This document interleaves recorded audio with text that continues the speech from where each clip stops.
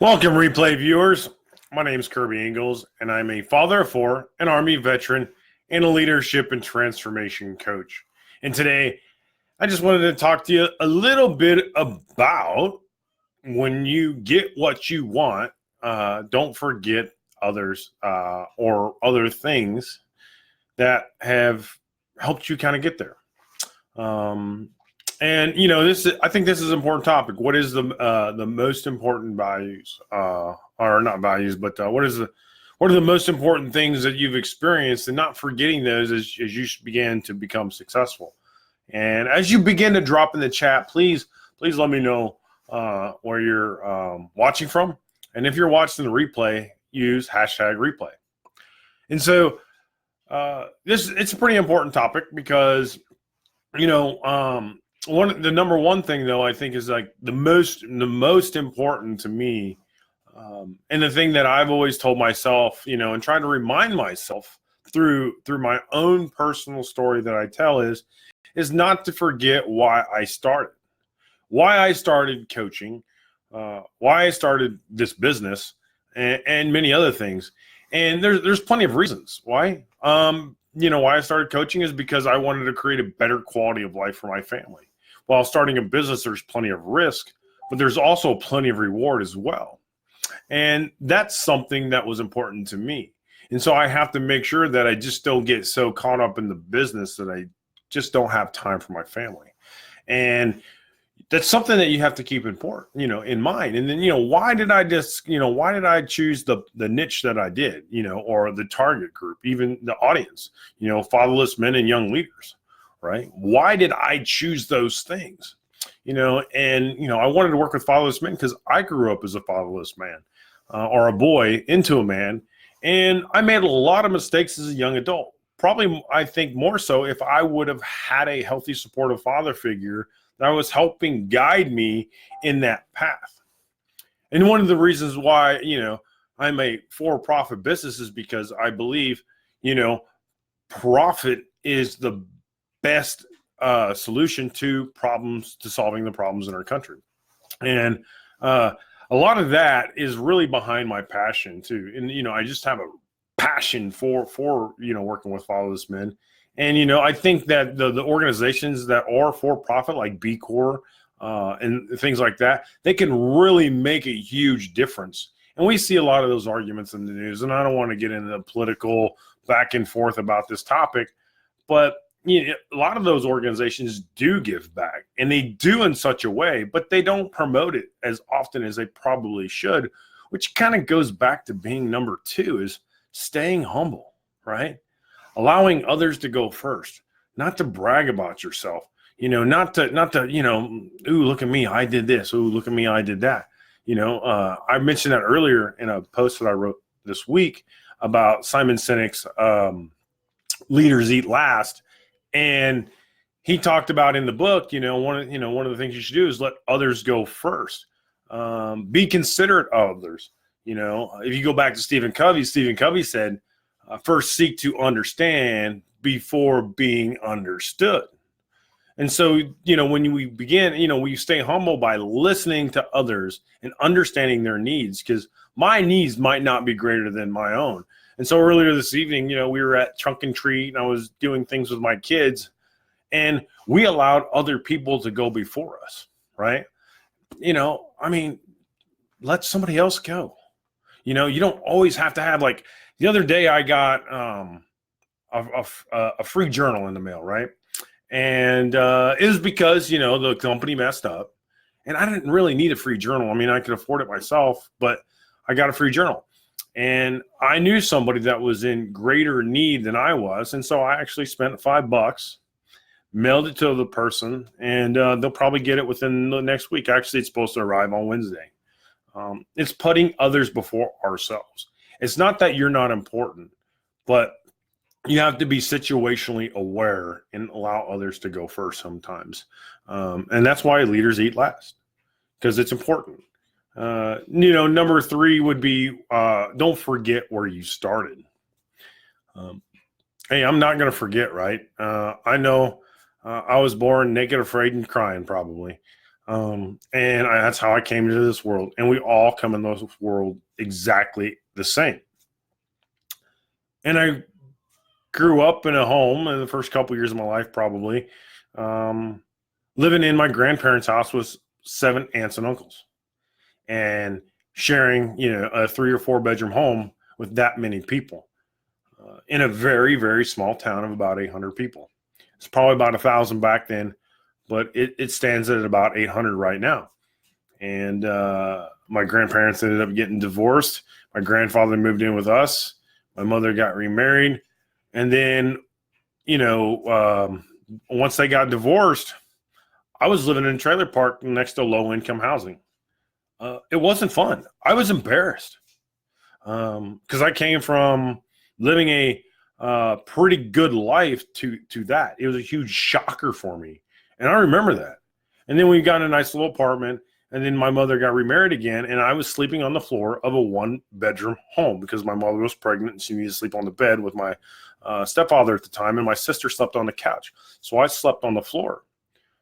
That lasted for about 6 months. And then once we got part of the addition built onto the house, we actually moved out to the addition, but there was no heat out there. And a lot of the walls weren't even completely up. And so we had to move a kerosene heater out there.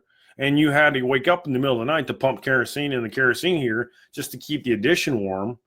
And, in my room, I had a sheet coming down so I could have some privacy to my room because we didn't have a door on my room. And that's the way it was. And you can't forget that, right? You cannot forget where you come from and how you kind of actually started out. And the amount of times I've had to restart and start over again. There's rock bottom, but there's always another rock bottom, right? You can always go lower and lower and lower. And it's not so much about being at rock bottom, but it's how hard you bounce back. And you really have to stay humble. And that's really important. And, and remember where you started, and the sky's the limit. The fourth one I wanted to talk to you about was stop the urge to splurge. So when people get money in their pockets, right, they like to spend money. And they like to show it. They like to showcase it. Somebody will say, well, how to earn, $12,000. I know they just got paid, right? Because that's the title of their next topic, right? It's a brag. That's what it is. And then you start to see all these fancy things they start coming up with. Resist the urge to splurge, and don't showcase that, right? It's not important. I'm no Grant Cardone. I'm probably not going to get to Grant Cardone's level. I mean, there's the potential there.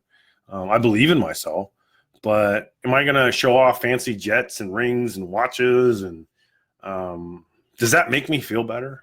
No, it doesn't. Does that make the people that I'm working with feel better? There's a psychology there for the celebrity status. It really is kind of against my values, but I guess in 10 years you can look back at this and see if I'm a man of my word. I mean, and whether or not, I'm standing here telling you this now and whether I'm living that lifestyle later. Most of the people in The Millionaire Next Door, you'll find, are average Americans who lived in communities that are at least 50 years old. They drive mediocre cars. They have mediocre homes. They don't live, extravagantly wealthy lifestyles. Most millionaires in this country live an average lifestyle, just like a middle-class person. They just control their urge to spend, and they know how to put their money away. And they don't, buy into all these techniques, these psychological marketing techniques of fear of missing out and, buy now, you won't get it later at this price, things like that. And that's what's going on. And they don't have to keep up with the Joneses. So resist the urge to splurge. Number 5, you are your only competition. Remember that. You don't need to compete with everybody else. And that's what a lot of this conversation is right now. The only person you really need to compete against is yourself. Now, I understand what it's like, to be a fatherless man at some point, because I always felt like I had to compete against everybody else growing up. And I was always measuring myself against other folks. But what I've realized as I've gotten older and I've begun to study, psychology and counseling and a lot of other things, is that, and coaching as well, uh, I'm my own competition. All I need to do is move the needle to the right, just a tick, right? And be better than I was yesterday, because I am my only competition. Because when I focus on everybody else, I'm not focusing on what I need to do. I'm focused on what they are doing. Most of your champions focus on what they need to do, focus on how to make themselves better. They focus on their strengths and weaknesses. They stop worrying about all the noise and everything else that's going on. And so you are your only competition. You have to outperform yourself each day. Are you leaving it all on the table, or what?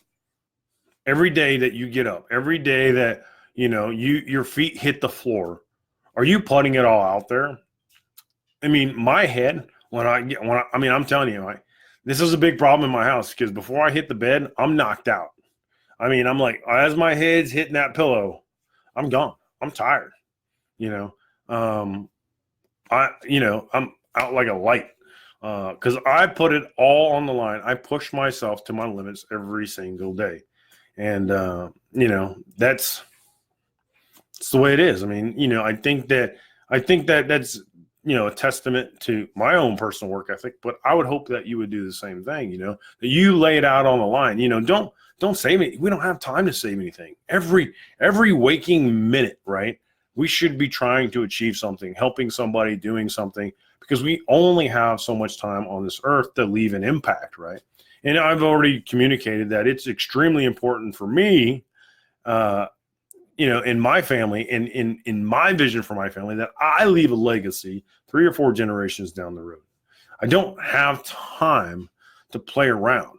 I don't have time for games. I only have so much time on this earth. And once it's gone, it's gone. You cannot save time. You can't invest time. You can't buy time. You can't do any of that stuff. Time is a priceless commodity that none of us have enough of. We have an abundance of it, but we're all going to get to a certain point, and that's the end of it. And there's no more time. You can't pause it. You can't do anything like that. So you need to utilize your time wisely and make sure, whether it's spending time with your kids, spending time with your spouse, building your business, helping your community, whatever it is, you need to fill your every waking minute with something that is impacting what's most important to you and your values. All right. Number 6 is give back to society. So this is extremely important to me. And I'm not saying that you have to give, maybe you make 6 figures this year. Maybe you get to that level. Maybe you make 7 figures. Maybe you get to that level. I'm not saying you have to give all your money back, right?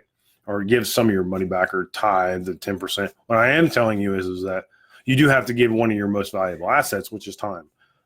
I give a lot of my time, to as a court-appointed special advocate, and I help mentor and speak on behalf of children in foster care, and usually it's teenage boys, because they don't have anybody there to advocate for them, and that's extremely important to me, because it's part of my mission. That's part of why I started, because I cannot forget why I started and where I started. That's extremely important to me. That's why I give back time to the community and time to these programs to help these young boys. And so don't forget, right? Don't forget where you started. And don't forget the others when you get to what you want, where you want, because they still need you. They look up to you, and you should reach down to them. One of the interesting videos that I've seen flying around the internet and space is police officers playing basketball in the street with kids. And here comes Shaquille O'Neal playing on the same streets that he grew up on, playing basketball with them young kids, right? And he gave back to them. And one of the things that he did in the video was every kid that made a free throw, he gave them $100. He gave back to his community. He inspired those kids. He didn't have to do that. He didn't have to do any of that. but that was, that meant something to him. He was able to leave a lasting legacy. He was able to impact one of those kids' lives for good. And they're going to remember that for the rest of their lives. I've had people like that come into my life, right? People that have, took a time out, right? Took just 5 minutes to have a conversation with me, to help me get back on the right track. And that's all it is. I think there was a Tony Robbins quote or article I read one time, and they asked, Tony a question. He said, hey, look, if you don't have 5 minutes to give to somebody, or 15 minutes, I think it was, yeah. If you don't have 15 minutes to give to somebody, you don't have a life. Those are pretty powerful words. If you don't have 15 minutes to give to somebody every day, you don't have a life. Is what you're doing so important that you can't help somebody that just needs 15 minutes to have a conversation? And that's today's talk. Just really informal. Just wanted to come talk to you about, not forgetting others when you get what you want, right? Because we all get to different levels. And as we progress to different levels, sometimes we forget, where we came from. Don't forget why you started. Stay humble. Don't forget where you started at, or what it was like for you. Don't stop the urge to spend. You are your only competition, and give back to society. All right, give back to the community that gave back to you. Give back to that population that gave back to you. And don't forget that. It's extremely important. I appreciate, you having this conversation with me on, this Saturday evening, and you being, a part of my life. And I want to thank you for that. And I'm gonna hop off here. I'm gonna go spend some more time with my kids. And we just got done doing some trunk or treating, and hit a couple spots. And it's that time of year, guys. It's that time of year to spend time with your family. It's important. And so don't forget about your family either, because they're there supporting you along the way. It may not feel like it. And sometimes, it may not seem like that, but they are. And no matter how bad it gets, remember who's there, when you're at your worst. And don't forget, that all these people that show up, when you do become successful, when you do have your promotion ceremony, or, you have your retirement ceremony, all these people that show up and they weren't there when, you first started. Because I guarantee you, those people that were there when you first started, if they're still there at your retirement ceremony, those are some really great people. And then you need to make sure that you recognize them, because they stuck with you through all of it, right? The hard times, the good times, your struggles. Don't forget those folks. And like I said, don't forget where you come from and why you started. Hey, this is Kirby Ingalls. If you enjoyed this, I would love to hear your comments below. And then as well, just keep fighting a good fight, guys. Just keep at it, right? And I'm always available if you need to talk. Thank you.